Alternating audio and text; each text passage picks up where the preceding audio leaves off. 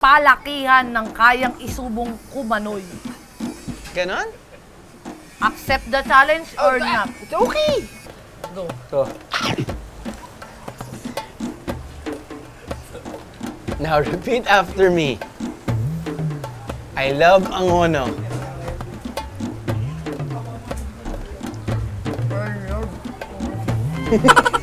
Pero ang pagkain ito raw ang talagang isa sa mga nangungunang panghimagas ng mga taga-Angono. Ang texture nito, maihahalin tulad daw sa isang kumunoy. Kaya ang tawag nila rito, kumanoy.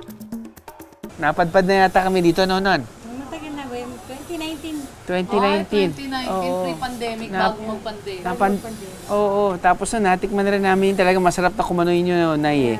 Pero nakalimutan ko na po yung proseso. Pwede nyo po bang kaming i-refresher course? Ako, simula bata ko, kumakain naman ako ng kumanoy. Pero hindi ko alam kung paano yung nagiging proseso bago namin makain ng kumanoy talaga siya. Kaya turuan nyo naman kami. Ano yun eh, ingredients nun, bigas. Bigas.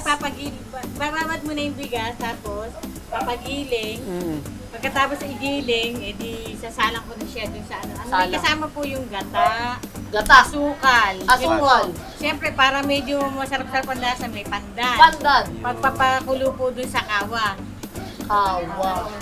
Meron din po yung kakanggata para yung mas masarap yung kumanoy. Ay, masarap yun. Kakagata. Bukod yung pangibabaw na gata kasi, hinahalo din niya para pag lumapot, pag naluto na yung kumanoy, yun po yung papangibabaw natin. Tapos yun po yung aapoyan natin. So ito po ay sa ibabaw lang. Sa ibabaw lang po. Kasi luto na yung kumanoy. Ano siya? Ang tawag dito, ilalim at saka ibabaw. Niluluto talaga ng buong. Oo, kasi Parang bago bibingka, isa lang no? dyan, haluin muna yon, palalaputin. Parang alaya, Ah. pag malapot na yun, at yung hindi na siya bumabagsak, ganun. Saka yung ilalagay doon sa lagayan, Opo. at saka ilalapat, saka ilalagay mo yung pang-ibabaw. Kaya pala tostado din yung ibabaw niya, yung itim-itim yung pala yun. Yun ang gusto ng mga customer, medyo may itim-itim na konti. Perfect nga naman. So, mahaba po yung proseso na to. Ang tagal. Pero maganda naman kitaan nyo dito. Siyempre, kahit pa paano. Parang kumbaga sa tubong lugaw din talaga. Oo, sa kumanoy. Pero yung siyempre, yung isa sa mga binabayaran na rin talaga dito, yung proseso ba, yung Matagal kasi. yung pagod ba? Bago ko doon, ang tagal maghalo. Yun ang pinakamatagal doon, yung maghalo. Tapos yung pagpapapoy. Maabot ng 1.5 hours siya. Eto! Yeah. Kasi kailangan maubos muna yung bao. Oo. Pagbaga na siya, saka mo ilalagay doon sa lagayan ng kumanoy. Yung para maluto.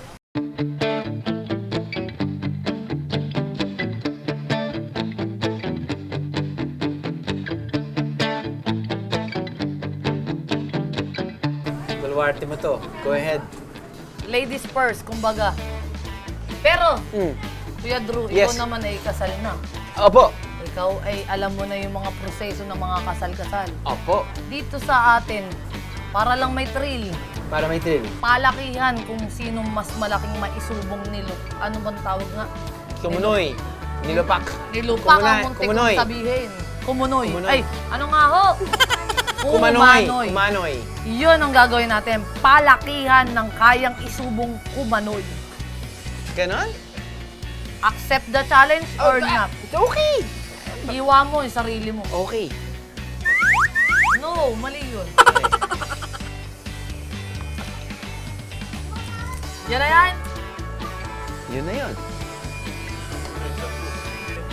Pork. I'm a fish. You're a fish. Ang importante kasi, kailangan malasahan mo. Madama mo muna Tama ka naman bago mo din. tirahin ng sangkatutak na serving. O, taste test. Iba yung muna. kailangan. I gotta A appreciate little the bit food. muna, a Oo, little bit. Appreciate na muna natin.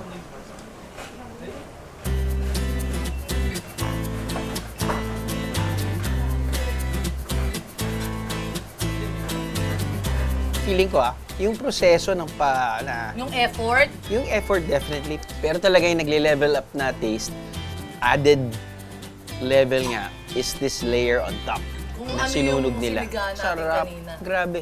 let's go. Okay, ready? Ready? Alright. Ready? Ready? Let's it! Okay.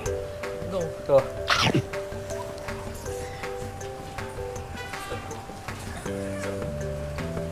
Kaya ko.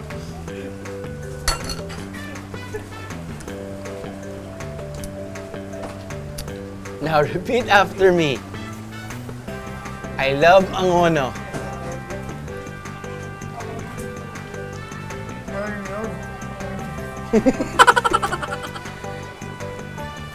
I'm not ngo.